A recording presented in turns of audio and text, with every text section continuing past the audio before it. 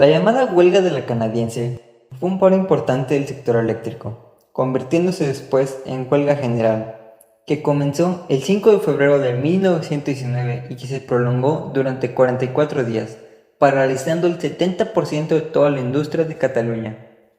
Dicha huelga se convirtió en la más importante, por sus logros, de la historia del movimiento obrero hispano.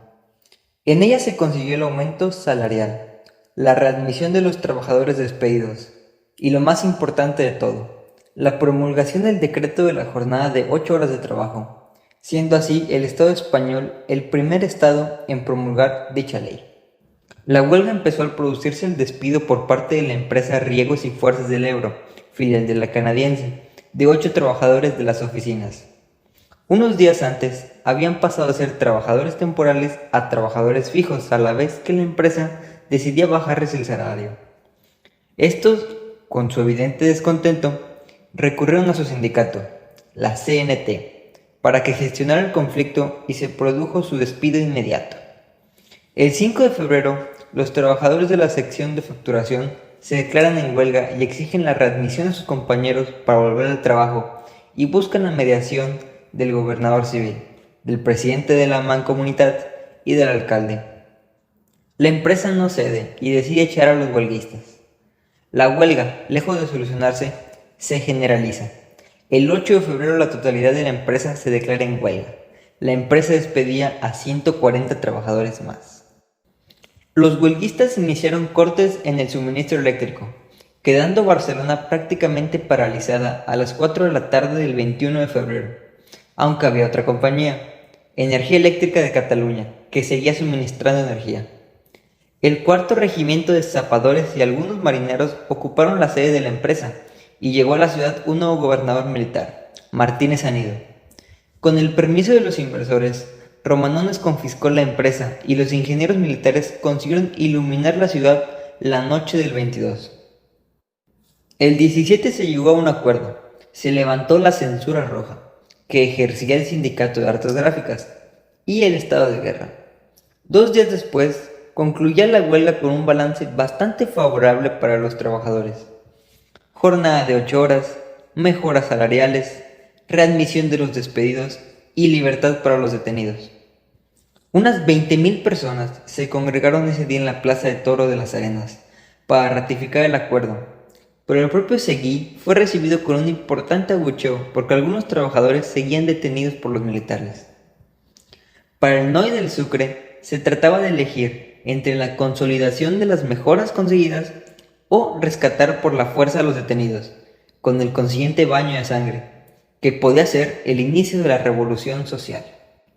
El día 23 se unieron a la huelga los trabajadores de la Compañía Energía Eléctrica de Cataluña, lográndose el paro total de las compañías eléctricas.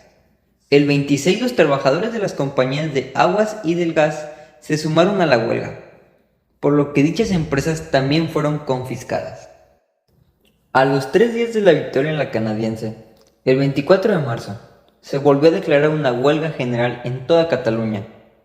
El desencadenante fue la negativa del gobierno a liberar a todos los presos como estaba acordado y, siguiendo las presiones de los grupos más intransigentes, se llamó al paro cuando aún se estaban negociando con el gobierno.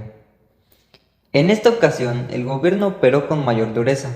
Sacó desde el primer momento al ejército y apostó a ametralladoras y cañones en las calles. También se organizó el Somatén para abrir tiendas, aprovisionar la ciudad y detener obreros. El 2 de abril se promulgó el decreto que imponía la jornada de 8 horas desde octubre, consiguiendo que muchos obreros volvieran al trabajo. Por ello la huelga fue decayendo en intensidad hasta que el 14 de abril se da por concluida. No obstante, el estado de guerra y la represión antisindical estuvieron presentes durante 4 meses. Una de las consecuencias más claras fue la creación de la Federación Patronal Catalana, en manos de los patronos más intransigentes y combativos, que se organizó para hacer frente al nuevo sindicalismo que mantuvo estas huelgas.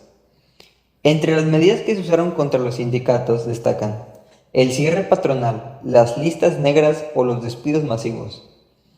Esta situación llevó a que los grupos de acción anarquista, nutridos de numerosos trabajadores despedidos e insertos en listas negras, empezaron a tomar fuerza y fueron desplazando los cuadros más moderados de los puestos de dirección.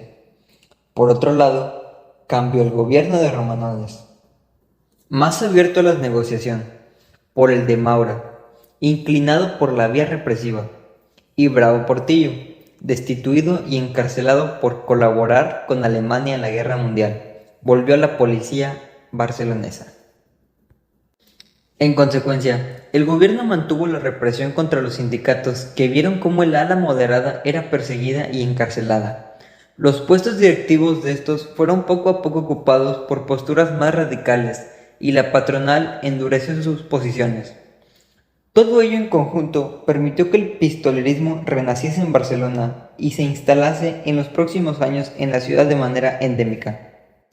El 3 de abril de 1919, como consecuencia de la huelga de la canadiense, llegó finalmente el decreto de las 8 horas, que convirtió a España en el primer país de la Europa occidental que consiguió este avance sociolaboral.